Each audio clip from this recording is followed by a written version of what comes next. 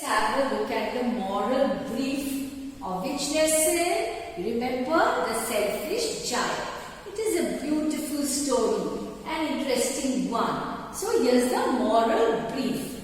Selfishness is a man's enemy. Yes, very true. We must not be selfish. Why? It is our enemy. Many times we tend to become what? We tend to become selfish about small things. Being selfish is one of the vices. What do you mean by vices? Bad qualities of human beings that takes us away from our true friends. Yes, and loved ones also. So, if you are selfish, it will take you away from all your loved ones and your true friends. We can never really enjoy everything just to ourselves. Sharing brings happiness. It is always so.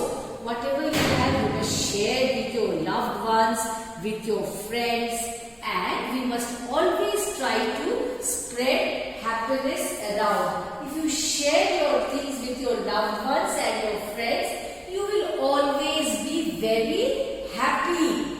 We saw how the giant was all alone when he was selfish. See, the flowers stopped blooming. There was winter in his garden. Spring did not enter his garden. Why? Because he drove away the small innocent children from his garden. So, nature was very angry with him. He couldn't enjoy the beauty of nature, the beauty of spring. After he had built a wall around his garden to stop the children from coming inside. So, because of that, because he had built a wall around his garden, children could not enter, could not come to his garden. That speaks of his selfishness. We should never be selfish. He could see the spring coming only when he saw the children inside his garden. His garden was very happy when the children started coming inside. So it was once again spring in his garden. It prompted him to knock down the wall. He decided to knock down the wall. He realized that his selfishness had secluded him from others. He started feeling very lonely, but sharing gave him happiness and love.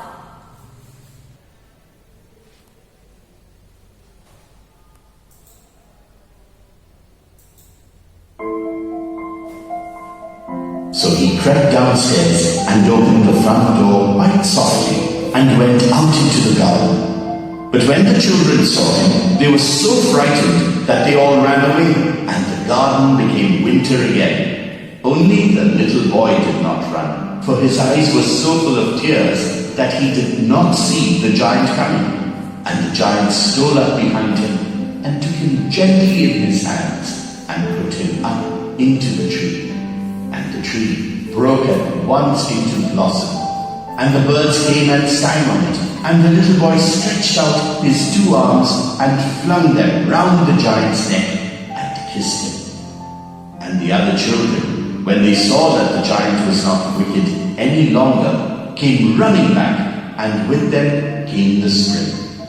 "It is your garden now, little children," said the giant, and he took a great axe and knocked down the wall. And when the people were going to market at 12 o'clock, they found the giant playing with the children in the most beautiful garden they had ever seen. All day long they played, and in the evening they came to the giant to bid him goodbye.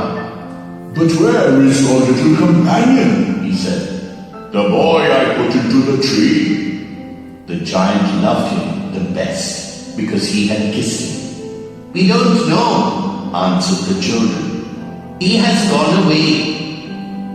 "You must tell him to be sure and come tomorrow," said the giant. But the children said that they did not know where he lived and had never seen him before. And the giant felt very sad. Every afternoon, when school was over, the children came and played with the giant. But the little boy whom the giant loved was never seen again.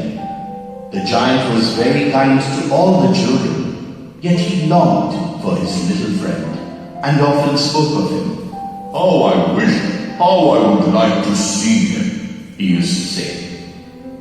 Years went by, and the giant grew very old and feeble. He could not play about anymore, so he sat in a huge armchair and watched the children at their games and admired his garden. I have many beautiful flowers, He said, but the children are the most beautiful flowers of all. One winter morning, he looked out of his window as he was dressing. He did not hate the winter now, for he knew that it was merely the spring asleep and that the flowers were resting. Suddenly, he rubbed his eyes in wonder and looked. It certainly was a marvelous sight. In the farthest corner of the garden was a tree quite covered with lovely white blossoms. Its branches were golden and silver fruit hung down from them, and underneath it stood the little boy he had loved. Downstairs ran the giant in great joy and out into the garden. He hastened across the grass and came near to the child. And when he came quite close, his face grew red with anger, and he said, Who hath dared to wound me? For on the palms of the child's hands were the prints of 2 nails, and the prints of 2 nails were on the little feet. Who hath dared to wound me? Cried the giant. Tell me, that I may take my big sword and slay him. Nay, answered the child, but these are the wounds of love. Who art thou? Said the giant, and a strange awe fell on him, and he knelt before the little child. And the child smiled on the giant, and said to him, You let me play once in your garden. Today you shall come with me to my garden, which is paradise. And when the children ran in that afternoon, they found the giant lying dead under the tree, all covered with white blossoms. Oscar Wilde. I hope you enjoyed the video, children. Go through the story. That's all for this session.